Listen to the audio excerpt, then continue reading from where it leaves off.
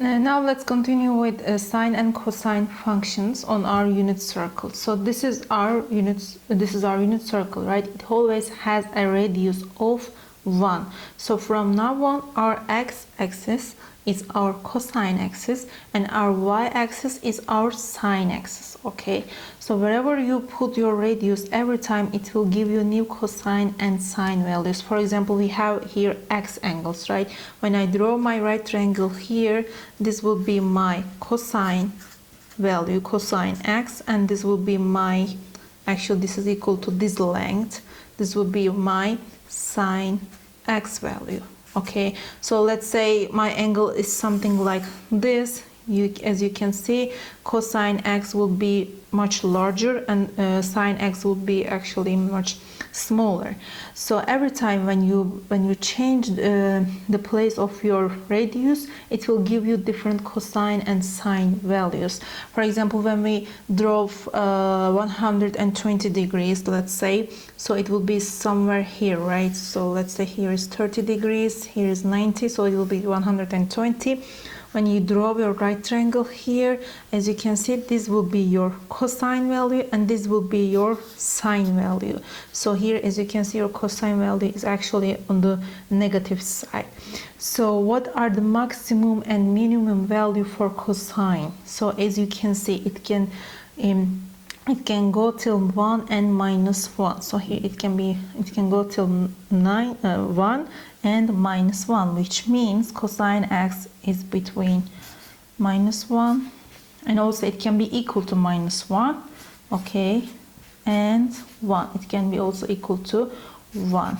It's also same for sine x. As you can see here, it can go till 1 and minus 1, and also it can be equal to 1 or minus 1. So these are the maximum and minimum values for cosine x and sine x.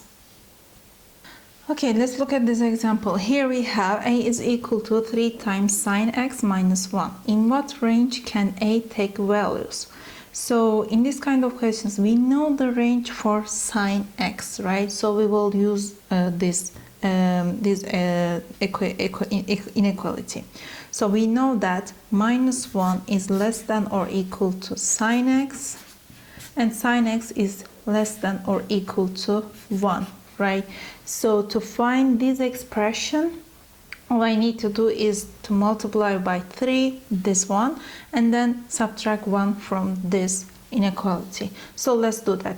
When I multiply this by 3, it will be minus 3 is less than or equal to 3 sine x, okay, which is less than or equal to 1. It's 3 times 1 is equal to 3, of course. And from here, the next step we should do is to subtract 1, because we have here minus 1. So it will be minus 3 minus 1, okay, is less than or equal to 3 sine x minus 1 is less than or equal to 3 minus 1. So here we have minus 4 is less than or equal to 3 sine x minus 1 is less than or equal to 3 minus 1 is equal to 2.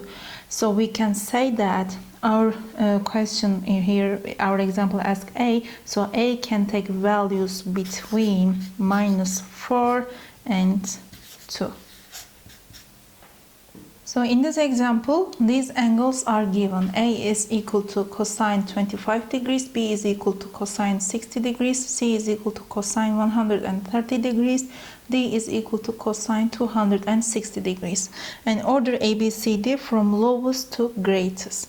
So first let's start with this A and B. So cosine 25 degrees. 25 degrees is somewhere here, right? Let's say here is 25 degrees. So when I draw my right angle here, so this is our cosine line, and here is our sine line, right? So here cosine 25, so our cosine value, which is equal to a, is the length is equal to this side, right? This is equal to a. So B is equal to cosine 60 degrees. Let me draw this with another in here. Okay, so we have cosine 60 degrees. So 60 degrees will be something like this. Okay, so here's 60 degrees. So when I draw my right triangle here, as you can see, the length of cosine is getting smaller, right? So here the value of B, and it is actually smaller than A. So we can say that B is smaller than A. Okay, so when we look at our C and D values, now let's compare these two together. Now these 180 degrees and 260 degrees, they are on the other side, which means the value of cosine here is negative, right? So it means that this C and D, they are actually smaller than B. Okay, so let's look at this. So 130 degrees, it's somewhere, let's say this is 90 degrees, and 100, actually let me draw this with another color, just not to make you confused. So here we have 90 degrees, right? So 130 degrees would be something, 90 plus 40, it will be somewhere here. Okay, let's say here is 130 degrees. Okay, so when you draw your right triangle here, it will be something like this. So here will be your value of C. So when we draw 260 degrees, so 260 degrees, 180 plus, actually this is 270, so it will be something like this. Okay, so here will be 260 degrees, sorry, 60 degrees.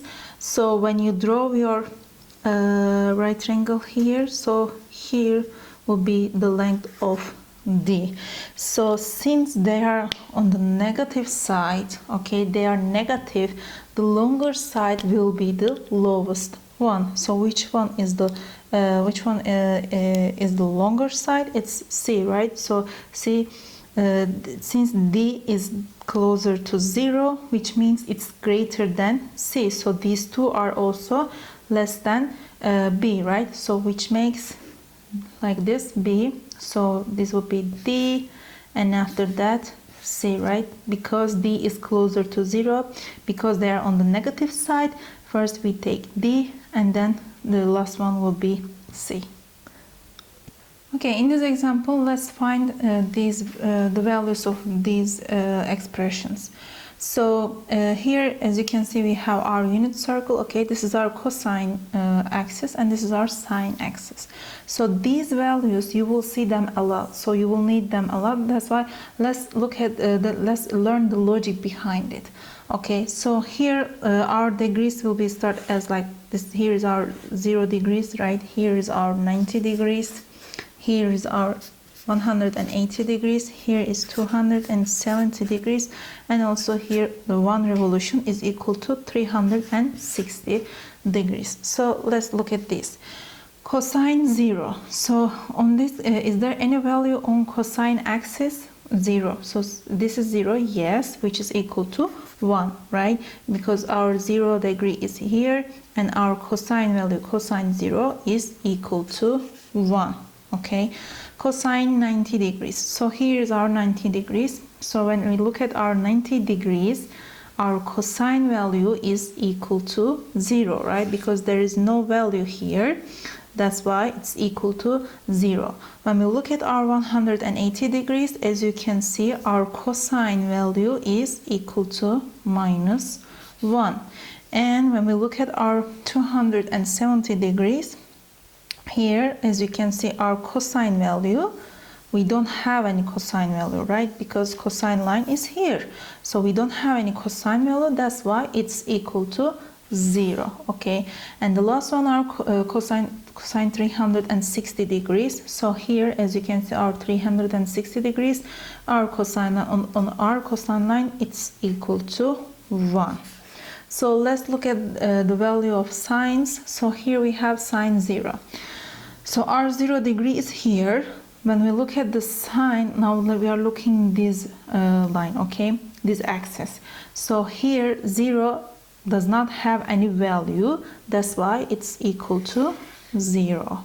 When we look at our 90 degrees, as you can see here, our 90 degree and our sine value here is equal to 1. Okay, so our sine 180 degrees here, sine our 180 degree is here. So when we look at this line and this line, actually this degree does not have any value on sine axis. That's why it's equal to 0.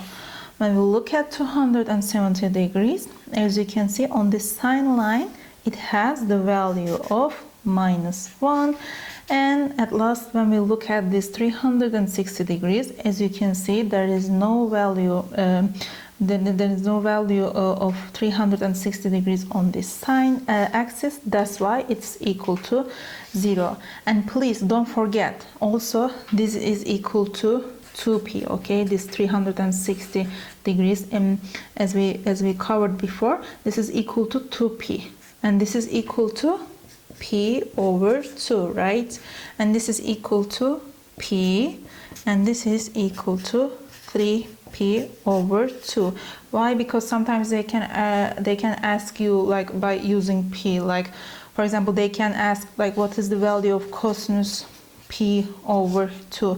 So immediately you know that cosine p over 2 is equal to actually cosine 90 degrees, right? So you know that cosine 90 degree is equal to 0. In this example, we have cosine 450 degrees plus sine 720 degrees over sine 1530 degrees is asked. So here, since we have these degrees are very high, first we will find their principal angles. Okay, so how do we do that?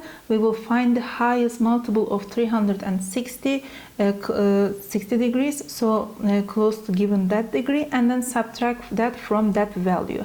So here we have cosine 450 degrees, right? So when we subtract 360 degrees, it will be 90. So we can instead of cosine 450 degree, I can write cosine 90 degrees actually. Why? Because 450 degree is equal to 300 degree plus 90 degrees, right? So this is the principal angle of 450 degrees. So cosine 90 degree plus, instead of sine 720 degrees, I can actually write sine 0 degrees. Okay, why? Because 720 is 360 times 2, right? So it means that this angle made 2 extra revolution. Let's say this is our unit circle. Okay, so this angle made 2 extra revolution, and after that it's actually still on the angle of 0. Okay, let's look at this one. It's sine 1530 degrees. So how we do that? We divide this value, we divide it by 360, right? So let's do that. 1530 degrees over 360.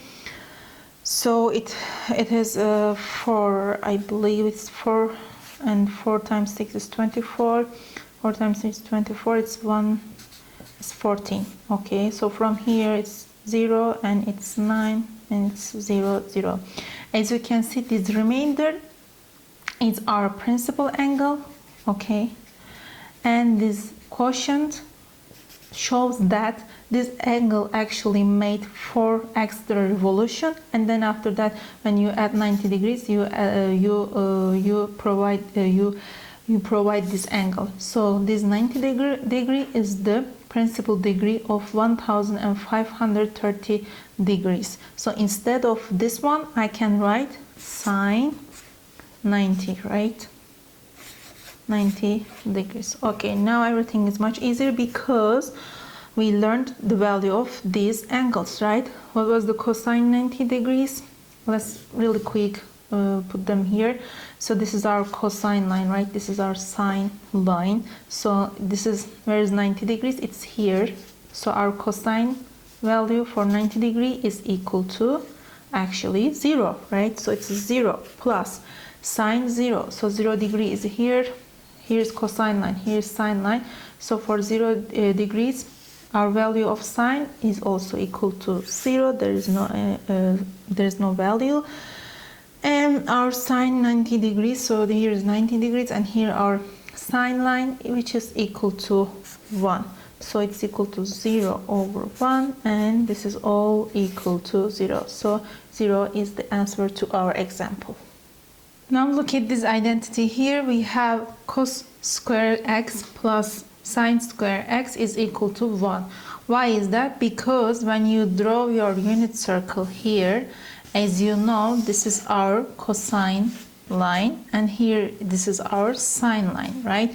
And here we have radius as 1.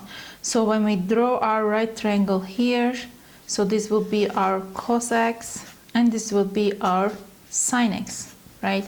So from the Pythagorean theorem, we know that this sine square x plus cosine square x is equal to the hypotenuse, which is here, is equal to 1.